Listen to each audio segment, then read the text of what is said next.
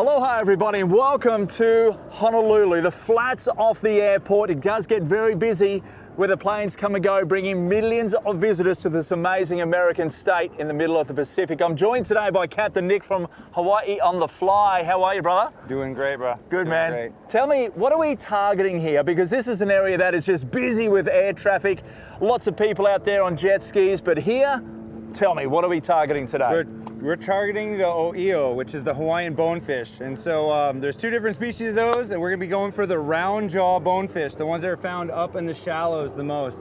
And so we can find them all throughout the Hawaiian Islands, but here is some of the most accessible areas, and this happens to be found right outside Honolulu. It's a terrible position. I mean, have a look at the site. The scenery is horrible, you know, really? Yeah. Does it get any better than this? I'm gonna be honest with you, mate. This is heaven on a stick, and we are doing traditional flats fishing. We're in a flats boat, for heaven's sakes. Yes, so we got ourselves a nice action craft here, and in just a little bit I'm gonna be popping up there on top of that poling platform, and I'll be scooting us across, going across the shallows, and trying to point you in the direction to cast and get all set up on these fish. Sweet as, mate. Tell me just quickly is how big do these bonies get? I know Christmas Island, they're sort of like mediocre size. We get some around Fraser Island on the Goldie and Sunshine Coast, those areas, and sort of central Queensland. You know, they get a decent size, but here, how big do they grow? All right, so here we've been known to have some of the largest bonefish. On average, you're looking at spotting them anywhere between 4 to 10 pounds anytime you come walking around out here. Wow. Or floating around out here. So every time you're fishing, you have a chance of those fish every given day. To be honest, most of the fish that we catch are roughly around that 6 pound mark. Yeah. But we get those big ones, we get some that are a little smaller, but they're all here. Well, I'm using some light gear. I'm going to get into that shortly, man. You jump on your poling platform and let's go fishing. All right, sounds great. Woo! All right. Good luck. So the gear I'm running today is quite unique. It's a really good outfit. Price point is sensational. So go down to your local Anaconda store and pick it up, because for me, traveling with something so light for this, in this particular situation, fishing the flats, or even just casting a line off the bank, it's quite an easy setup to take with you. It's nice and light. Basically it's a 1 to 4 kilo two-piece dual spinning rod. There you have it. So we also have here, we've got some Power Pro braid on this one. It's a 2500 Stratic HG, so it's the next level up from what I usually use. So I did feel the difference when I'm basically casting it out and all that sort of stuff in the white. It's really nice and smooth and silky. It's quite a pleasure to fish with, in fact. I've got a 2.5 inch Xeric prawn on here, and you can see with this particular lure, it's got that nice loose tail. So as we just crawl across the bottom, I'm trying to trick the fish into being a little bit more thinking, oh, that's a natural bait, I'm going to eat it, rather than something that's a little bit more rigid. So when you're back home and you're targeting particular species of fish, make sure you're going for something that is lifelike. If you're not going lifelike, then obviously you may as well just throw a brick at it and hope you stun the fish and it floats to the surface. That's not going to happen, I assure you. So, you know, that little outfit's nice and perfect for me, and fingers crossed, it's quite a pleasure to cast with as well. So see how we go, and we'll get the flats going. Nick's up on top of his poling booth. It's pretty good.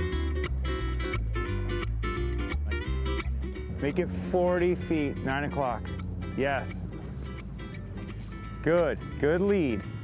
All right, stop, move again. So we're out here fishing with Hawaii on the Fly, and absolutely got smacked on this lure. I'm running the new Stratic 2500 here on the Jewel. I love Jewel rods. You hear about me complaining about other different styles of rods that just don't match up, but this Shimano Jewel is 10 out of 10, and it is going off. We're in these flats here. Nick, tell me, mate, just keep pumping and whining on these. Will they shake the lure? What's the go there, dude? No, they should be all right. Once you actually got a good hook purchase, their face is pretty hard, so you should be all right. Your biggest danger right now is just trying to make sure it doesn't cut you off on anything. And so I'm gonna try to do my best at holding our ground. You just try to make sure that you're not wrapped up on anything, and we'll go from there. Cool, mate. He just came in, and like you said, he just clunked it, you know, and then you could feel that little knock, and then you could feel like the pressure, and he just banged it and off he went. Hawaii on the Fly. I tell you what, you're coming over to Hawaii, it's a solid bonefish. Never caught one in my life. First bony for the show as well.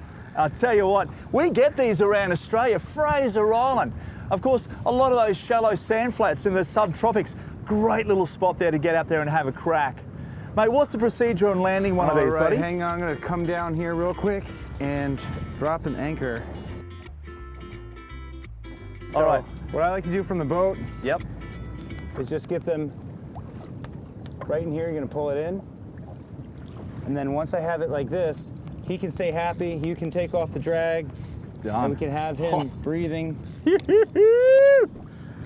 Dude, I am so stoked. Are you serious? I just caught a bonefish. Yeah. Here, come on down, we'll get you so you can take a photo with him. So he's resting up, get your hands good and wet and get ready to hold him. Pretty noisy, there's lots of planes going past. So I can drop this side and you can... Yeah. What do I do here? Just yeah, normal and handle? I just try not, yep, perfect. And maybe get the other hand just on the other side of him. Just underneath. Okay, there you go. No way. Look at that. Are you serious? On a little Zerek prawn, absolutely nailed it. That's my little lure. We'll get a shot of that shortly, but man, he just came up and crunched it. Now, Nick, they're called a bonefish for a reason, obviously. They're bony. It's not as if they're a meaty fish, but mate, tell me, these flats must be littered with them. Yeah, there's a fair amount of fish here. Actually, there's a lot of fish in Hawaii. Wow. So bonefish is actually one of like the staple diets of the Hawaiians for a long time, and they actually figured out how to eat these guys without dealing with all the bones. Well, I'm going to get him back in the drink. How's that sound, mate? Sounds great. Alrighty, see you later. Hey, I'm going to kiss you for good luck. Not that it's brought a lot of luck from people in the past, but I'll tell you what, there's two. Maybe I'll help you. Perfect. Woo! Good, good. Hey. All right, man, we're on. And of course, thanks for watching Step Outside YouTube channel for lots of cooking and fishing action. Like, subscribe, and of course, comment for more catches like this and cooking recipes.